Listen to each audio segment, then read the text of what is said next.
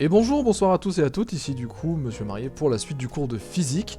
Et aujourd'hui on va s'intéresser au chapitre 7 qui s'intitule Créer et percevoir un son. Ce sera la première des deux parties vu qu'on a divisé ce cours en deux créneaux. Je l'ai divisé en deux vidéos afin de plus de fluidité, un petit peu moins de longueur de vidéo. Donc aujourd'hui on va s'intéresser à ce chapitre, du coup c'est le premier chapitre de la partie 3 qui est ondes et signaux. Si vous avez du coup votre cahier, vous prenez une nouvelle page, vous marquez partie 3, ondes et signaux.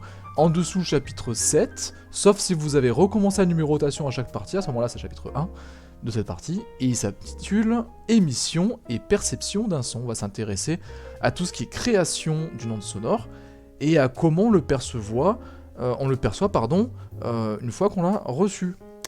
Voilà. Donc du coup c'est un chapitre qui a beaucoup intéressé tous ceux qui veulent travailler dans le traitement du son, de l'image, tous ceux qui s'intéressent pour une poursuite d'études après le bac sur des formations type BTS audiovisuel, etc. Donc ça c'est vraiment un module de physique qui va être retrouvé là-bas et donc du coup que vous allez devoir bien travailler avec moi. Grand 1, du coup, première partie de ce chapitre, émettre un son. On va commencer déjà par émettre un son. Donc comment on émet un son ? D'abord on le crée en grand A, et on le propage. On va voir du coup dans le grand A comment créer et propager un son. L'émission d'un signal sonore par un objet résulte systématiquement de la vibration de cet objet. Vous pouvez prendre une corde de guitare, vous pouvez prendre un fil par exemple, un élastique, vous pouvez prendre des cordes vocales. À chaque fois, en fait, qu'il y aura vibration de l'objet, vous aurez en résultante un son qui va être émis. Voilà, c'est tout à fait normal. Chaque chose qui vibre émet un son, une onde sonore, et c'est comme ceci du coup qu'un son est créé. Par contre, cette vibration se transmet de proche en proche, c'est très important ça, en rouge du coup, dans un milieu matériel, ce qui permet du coup la propagation du signal sonore. Il faut obligatoirement se trouver dans un milieu matériel pour qu'il y ait propagation d'un son qui est créé. Ça veut dire que si vous n'êtes pas dans un milieu matériel, votre son il est peut-être créé, quoique non, il est même pas créé, mais bon, à chaque fois vous allez essayer de créer ce son, du coup vous l'entendrez pas, parce que ce son ne peut pas être propagé. Voilà, comment ça se passe ? En gros, un son c'est une onde en fait, une vibration. Et pourquoi vous m'entendez là actuellement ? C'est parce que mes cordes vocales, une fois qu'ils ont créé ce son, l'air qui est dans ma bouche, puis ensuite entre ma bouche et mon micro, à chaque molécule que cette vibration rencontre, la molécule du coup va vibrer en conséquence pour émettre ce son, et à chaque fois que du coup vous aurez une autre molécule qui va arriver, et va vibrer à son tour, et donc du coup vous avez propagation en fait de proche en proche, donc de molécule en molécule, de mon point de départ à mon point d'arrivée. Du coup, s'il n'y a pas d'atome, s'il n'y a pas de molécules ou d'ions pour transmettre ce son, forcément c'est comme un relais en athlétisme, hein. Le relais, vous avez plusieurs personnes qui courent avec un témoin, donc par exemple ça c'est le témoin, du coup il se le passe, et le témoin arrive du point de départ au point d'arrivée. Et mon son c'est exactement pareil, s'il n'y a personne pour le propager, du coup mon son il va pas se propager. Donc c'est pour ça que par exemple la scène finale de Star Wars 6 où il y a l'étoile noire qui explose, en fait on ne devrait pas avoir normalement le son de l'explosion, vu que le point de vue où on est c'est dans l'espace, et qu'on voit au loin l'étoile noire exploser, vu que l'espace est vide, absence de matériel, donc du coup absence d'atomes, d'ions, de molécules, on devrait simplement voir l'explosion, mais on ne devrait pas entendre les conséquences de cette explosion. Voilà. Identiquement, si vous prenez n'importe quel film de science-fiction et vous avez une personne qui dérive et qui crie à l'aide, vous la verrez crier mais vous l'entendrez pas. Un téléphone portable par exemple qui est dans une cloche à vide, vous verrez sonner, l'écran va s'allumer, mais la sonnerie ne sera en aucun cas audible parce qu'il n'y a rien pour propager ce son. Sur un instrument de musique par exemple, une caisse de résonance permet d'augmenter l'amplitude de la vibration émise, et donc l'intensité sonore du signal émis. L'intensité sonore, on le met en rouge, c'est un truc que je vais développer dans la prochaine vidéo, du coup, dans la partie 2 du cours. Mais pour faire simple, une caisse de résonance, par exemple, là on en a une sur une guitare, c'est le creux qui est à l'intérieur de l'instrument, ok, va permettre en gros d'augmenter le volume que vous allez émettre du son. Au lieu d'avoir un tout petit son, vous en aurez un très gros qui va s'entendre de plus loin. Voilà. Bien sûr, ça, vous allez me dire, c'est le monde antique, la guitare, tout ça, hein, je vous connais. Mais on peut faire aussi une caisse de résonance sur un item qui est, enfin, sur un objet qui est beaucoup plus récent, comme un téléphone portable. Donc du coup, ça, c'est un truc en bois qui a été usiné pour.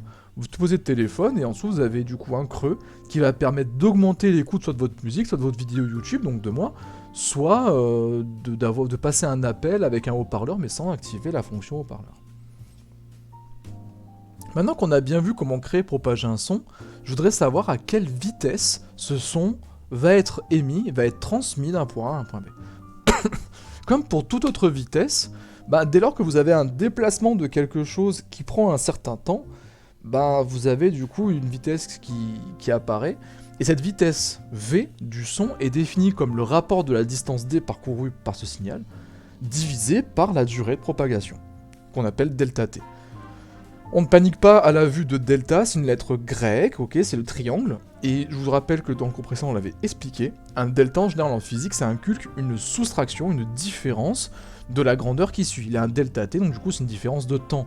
Vous en faites tout le temps dans votre vie de tous les jours, sans vous en rendre compte. Par exemple, vous prenez le bus de chez vous jusqu'au lycée, le bus il passe à 8h50 en bas de chez vous, vous le prenez, il arrive à 9h10 au lycée, sachez que pour le créneau de 9h vous êtes en retard déjà, mais quand vous calculez le temps que vous avez mis du coup en bus, vous faites 9h10, heure d'arrivée, moins 8h50, heure de départ, et vous obtenez un résultat de 20 minutes, c'est votre delta T.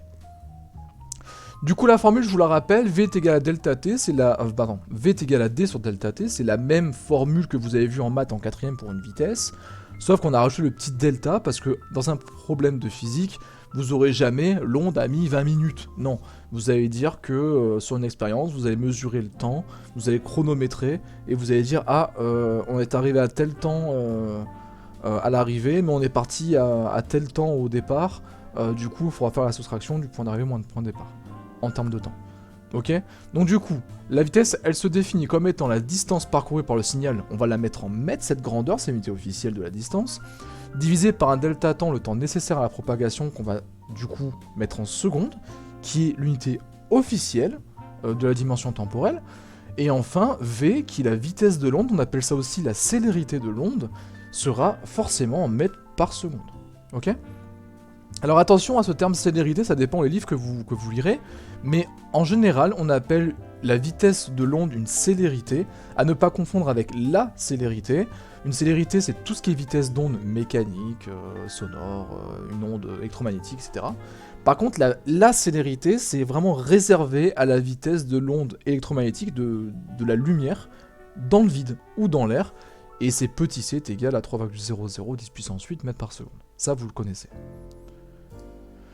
Pour les élèves qui m'envoient des messages par Atrium, par Pronote, pour avoir des exos supplémentaires avant le contrôle, sachez que avant le contrôle, toute cette partie-là, vous pouvez faire les exos du livre, donc édition Nathan, de physique chimie seconde, qui vont du 18 au 29, page 244-245. Voilà. Donc on va faire des exos ensemble, on va les corriger, mais pour ceux qui veulent en faire davantage, cette partie-là, du coup, c'est cette gamme d'exos qu'il faudra s'intéresser.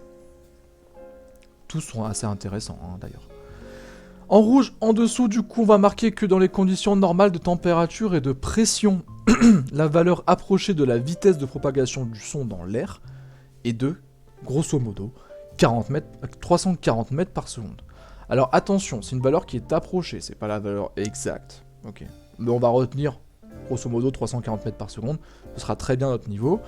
Par contre, important de dire, dans les conditions normales de température et de pression, sachez que la température, on l'a déjà dit, c'est une grandeur, non pas qui dit s'il fait chaud, s'il fait froid, c'est une grandeur qui rend compte de l'agitation moléculaire dans un milieu. Ça veut dire comment les molécules sont agitées dans un milieu, dans un liquide, dans un gaz, etc. Mais bref, ça veut dire que les molécules dans tout milieu bougent, et ces molécules, du coup, bougent à une certaine vitesse. Plus la vitesse de ces molécules est importante, et plus la température, du coup, est importante. La grandeur température rend compte de la vitesse des molécules dans un milieu. Si forcément, je reprends l'exemple de mon relais d'athlétisme, si vous faites une certaine distance, mais que vous prenez des relayeurs qui sont beaucoup plus rapides, si vous prenez des molécules qui sont beaucoup plus rapides, forcément, votre témoin, il va arriver du départ à l'arrivée beaucoup plus rapidement. Donc du coup, la vitesse du son va être beaucoup plus rapide. Ok, donc ça c'est pas une constante, hein, ça dépend de la température et de la pression. La pression c'est pareil, vous l'avez déjà vu en cours avec moi. La pression c'est quoi? C'est le nombre de molécules, le nombre de chocs que vous avez entre la molécule et une paroi. Et forcément, si on a plus de pression, plus de molécules dans un même volume, ou un volume diminué par rapport à un autre exemple, mais toujours avec le même nombre de molécules, bah forcément vous allez avoir beaucoup plus de chocs avec les parois. Ça veut dire que en gros, c'est comme si sur votre relais d'athlétisme, au lieu d'avoir 4 relayeurs, vous en avez 10. Bah forcément, les relayeurs, avant de passer le témoin, ils vont être beaucoup plus frais, donc du coup, ils vont beaucoup, être beaucoup plus efficaces dans la transmission du témoin sur la longueur de votre épreuve. Bah là, c'est pareil, si j'ai beaucoup plus de molécules entre moi et la personne à qui je parle, bah le son va aller beaucoup plus vite. Donc du coup, c'est pour ça qu'on dit dans les conditions normales de température et de pression, c'est pas à retenir, ok, en termes de programme, mais si vous l'avez en tête, c'est bien. Alors par contre, 340 mètres par seconde, c'est une valeur qui est bien certes inférieure à celle de la lumière, et de largement, mais elle est quand même beaucoup plus importante que les véhicules usuels dont on s'en sert tous les jours. Usuel, c'est-à-dire qu'on s'en sert tous les jours. Là, je vous ai mis un petit exemple, du coup, un tableau avec du coup la vitesse en mètres par seconde et en kilomètres par heure de pas mal d'objets dont on se sert comme véhicule, et celle d'un marcheur aussi par rapport au son et à la lumière. Ce que je voudrais que vous fassiez, ce serait de trouver les cases manquantes, en sachant que c'est un tableau de proportionnalité, hein. On passe de mètres en kilomètres toujours par le même coefficient, et de secondes en heure par le même coefficient. Donc du coup, c'est un tableau de proportionnalité. Je vous ai mis une grandeur, là, avion de ligne, avec les deux vitesses, comme ça vous pouvez trouver le coefficient, et appliquer ce même coefficient du coup aux autres lignes, aux autres colonnes de votre tableau, afin de trouver les réponses manquantes. Donc dans le tableau, vous avez un marcheur, un vélo, une voiture, un TGV, un avion de ligne, j'ai précisé 2 lignes, parce qu'un avion de chasse, ce n'est pas un véhicule usuel, et la vitesse, forcément, n'est pas identique. Vous avez ensuite le son et la lumière, je vous laisse du coup faire cet exercice pour la prochaine fois. En plus de cet exercice, je vais vous demander aussi de réaliser l'exercice 22, 23, 26 et 28, pages 244-245. Ce ne sont pas des exercices de trop, il y en a un qui est transdisciplinaire avec de l'anglais, ce serait intéressant d'entraîner votre anglais en même temps que de la physique. Ça fait de la pluridisciplinarité, c'est vachement bien. Voilà, donc du coup, ces exos-là, on les corrigera dans une autre vidéo à part, où je consacrerai vraiment une vidéo à toutes les corrections de ce chapitre, donc de cette vidéo et de la suivante. Et d'ici là, travaillez bien quand même, faites ces exercices. Je vous rappelle du coup les numéros, c'est 22, 23, 26 et 28, page 244, 245. Ok, jouez le jeu, et du coup on pourra ensemble du coup progresser sur tout ce qui est créer et percevoir un son. A la prochaine du coup pour la deuxième partie de la vidéo, et d'ici là, faites vos exercices sérieusement. Au revoir.